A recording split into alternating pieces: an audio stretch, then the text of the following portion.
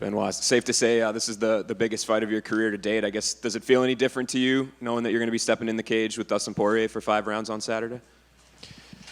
No, not especially, because if I don't win my previous fight, I don't get this one. So every fight of my life is the most important one.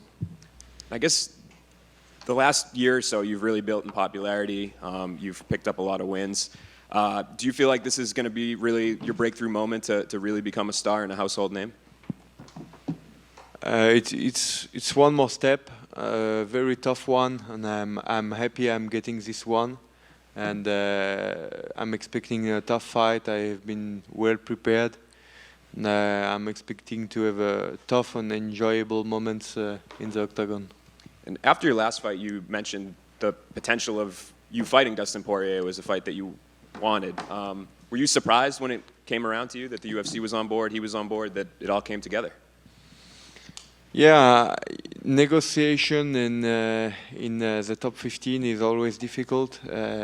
It goes through a lot of process. I have a very good manager in the person of Guillaume Pelletier, who is doing a great job. He worked hard with the UFC. I got this fight. Now I can do my job. It's fighting. There was that day that Dustin tweeted, kind of indicating that he wasn't going to fight. From your perspective, can you kind of take me through what was going on in your mind? Were you afraid that it was going to fall through? What was your day like that day?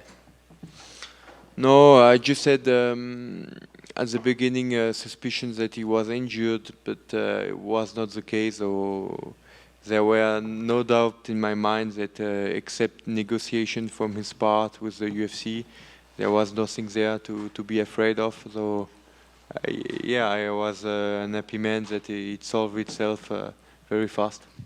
And I guess, can you kind of just break down the matchup a little bit for me? I mean, we've seen Dustin fight so many times. It seems like every time somebody steps in there with him, it's a bit of a dogfight, and that's what you're known for as well. So do you see this, any possibility that this isn't going to be kind of an all-out war until somebody drops? No, I think if everybody here liked the Chandler Poirier fight, I think you will like the Saint Denis Poirier fight. Thanks. Over here. Given that Dustin has fought pretty much the best of the best at lightweight, I think it caught a lot of people off guard that you were the betting favorite in this fight. Why do you think the odds makers like your chances against Dustin? I don't care about odds too much.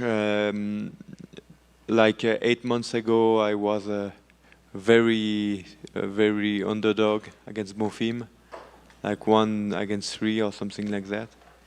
So odds, it doesn't mean anything to me. It's just gonna be a good fight, and he's ready. He's tough. I did my job as well, so I'm just expecting a tough fight. Then obviously your last fight, you fought a guy from New York, in New York, and now you're fighting Dustin, who trains here in Florida. Are you expecting another hostile crowd when you make the walk on Saturday? Yeah, of course, of course. And then obviously your countryman Cedric Doumbé fights tomorrow in France, and then you fight Saturday in your biggest fight. So I guess, do you kind of view this as a big moment in French MMA, considering you two seem to be 2 of the biggest stars from your country competing in MMA? Who are you talking about? Doumbé fights tomorrow, and then you fight Saturday in the same week, and you were both in these big events. Yeah, it's good. French MMA is getting huge. Lot of excitement around MMA in France globally, so very happy to be here at this period of time and to showcase my skills. Over here, kind of going along with that question, I know you were asked about who can potentially be the face of French MMA. So, do you think how your fight and Doumbé's fights go respectively, the face of French MMA can be decided this week? There is not one face. There's a couple of faces. It will be very poor in terms of skills and density if there was only one face. I think if you ask this question to the US guys, they will have a couple of faces. So, being part of French history, French MMA is of course something I'm enjoying, and those 2 fights are important for the storytelling of our country history with MMA. And I know Oliveira versus Saryukin is booked as like the #1 contender fight at UFC 300, but Islam has been looking for a new challenger. So if everything goes your way, how do you match yourself up against Islam Makhachev?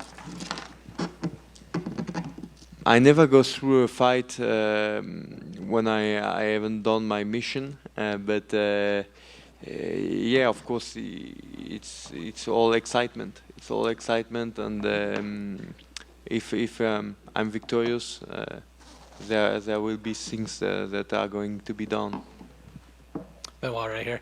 You know, people are now talking about you in the same breath as Justin Gaethje and Dustin Poirier as this all-action kind of ultra-violent fighter. What does that kind of accolade mean to you? I mean, you are all here for that. So yeah, I'm enjoying it. It's mean efficiency inside the octagon. It means spectacles. It means a lot. So I'm happy about it. And you know, when the Poirier fight kind of came into question with his tweet there, would any other matchup have satisfied you given where he's at in the sport right now? I'm focused on him right now because this is the fight, and yeah, I mean all the top 10, top 5 lightweight fights are exciting. Last one for me. Also, there is the BMF title fight next month. Holloway Gaethje. Who do you have winning that? I'm not sure, but I will go with Gaethje because of the weight. I lied when I said it was the last one. One quick one. Was that a title that you'd be interested in fighting for someday? Yeah, of course. I mean, this is the toughest division in the UFC for one reason. There's 2 belts in this division. So, yeah, of course. Best luck. Benoît, 2 petites questions. La première, tu disais que quand tu commençais le MMA, c'est Dustin qui combattait contre Khabib pour le titre.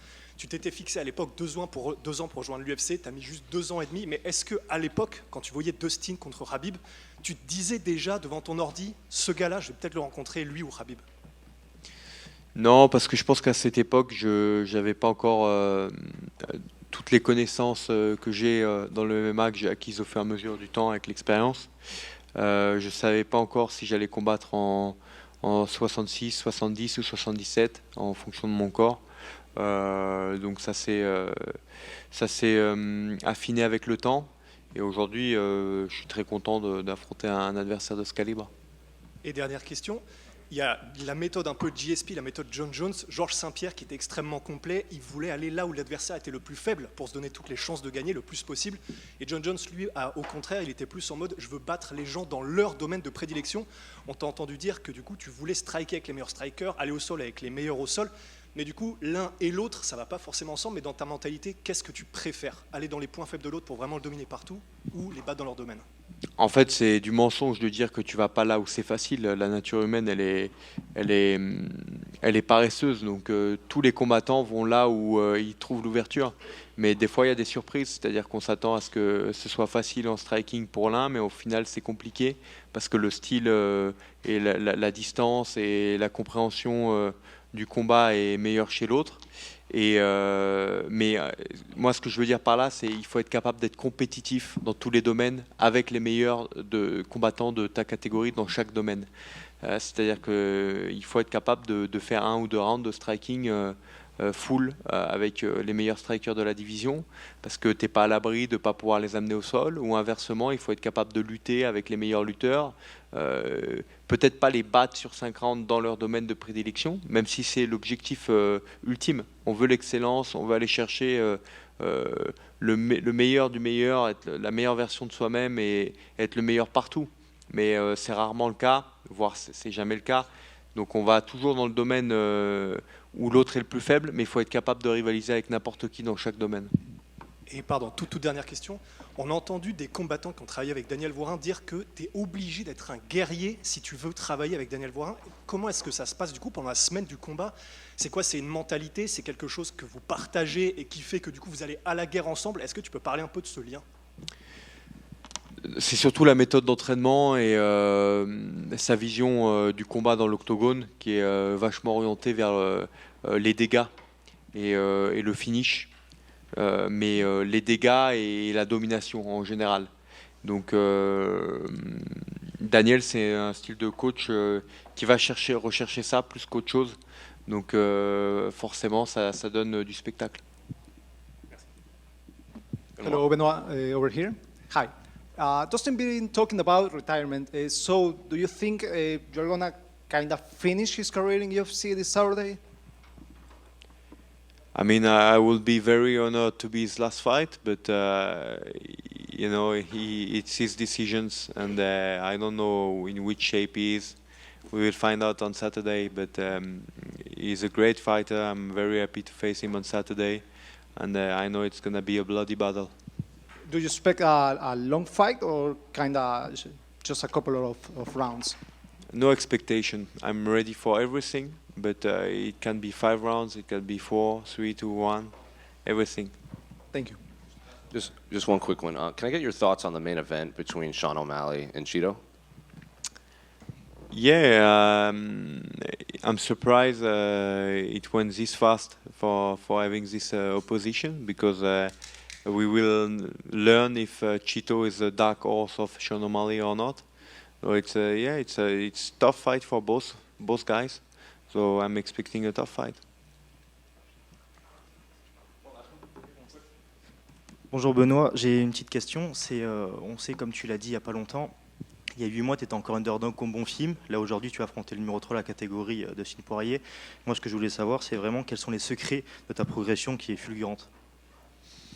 Bah, en fait, j'ai progressé beaucoup au fur et à mesure du temps et des années, parce que je suis très, très jeune dans le MMA. J'ai commencé le MMA en 2018. 2019, j'ai fait mes débuts pro. Donc quand je suis rentré à l'UFC, j'avais 2 ans et demi de pratique. Donc forcément, on en apprend tous les jours. J'ai un emploi du temps qui est discipliné, en essayant de m'améliorer dans toutes les composantes que font les arts martiaux mixtes. Donc voilà, c'est ça qui fait que je pense qu'un emploi du temps intelligent, un staff très compétent, une famille aussi qui m'apporte beaucoup de soutien, tout ça combiné, ça donne un combattant de qualité. Et avec tout ça, tu sens que tu peux progresser encore jusqu'à quel point? Je peux pas dire, mais je sais que j'ai encore des lacunes et des domaines de travail. Merci beaucoup.